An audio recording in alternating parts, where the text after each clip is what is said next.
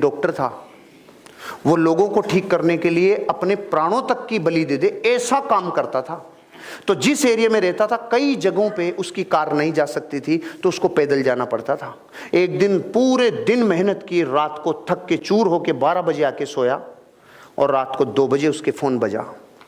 2 बजे उसका फ़ोन उसकी वाइफ ने उठाया, तो वाइफ फ़ोन पे उसको समझा रही थी कि आप उसके गर्म पट्टी की जगह, वो गर्म हो रही है तो ठंडी पट्टी लगाओ, उसको कुछ प्राइमरी ट्रीटमेंट दो। इतने में इसकी चेतना ने इसको आवाज़ दी, कौन है? कि एक माँ है जिसकी बेटी बीमार हो रही है।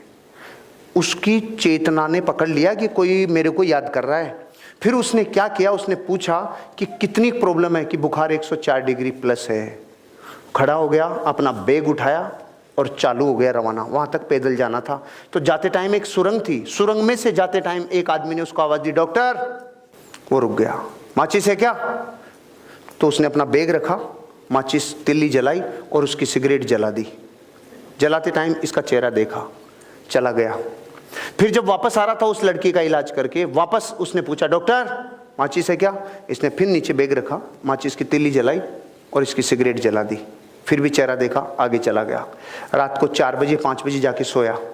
सुबह 7 बजे इसके ऑफिसर का फ़ोन आया, इसके डॉक्टर ऑफिसर का फ़ोन आया कि आपकी अर्जेंट ज़रूरत है हमें।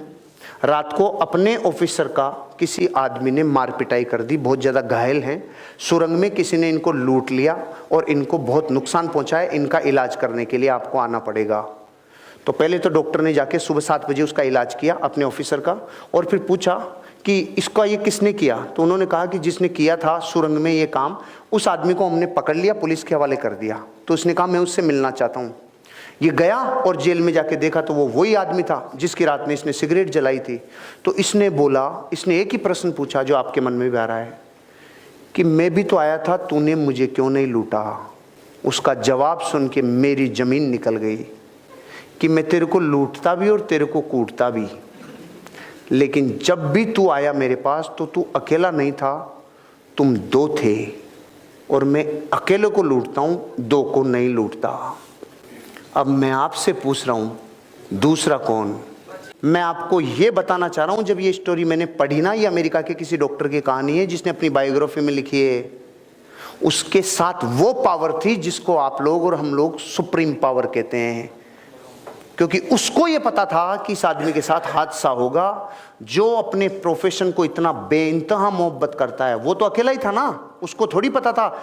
उस दिन के बाद उसको यकीन हुआ कि जब मैं अपने काम को प्राणों से ज़्यादा पसंद करता हूँ तो मेरे को कोई पावर मदद करती है।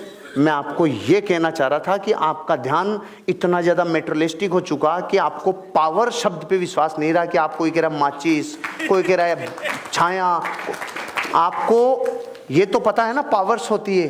वो 2 ही थे भाई साहब, लेकिन डॉक्टर को थोड़ी पता चलता कि 2 थे कि नहीं थे।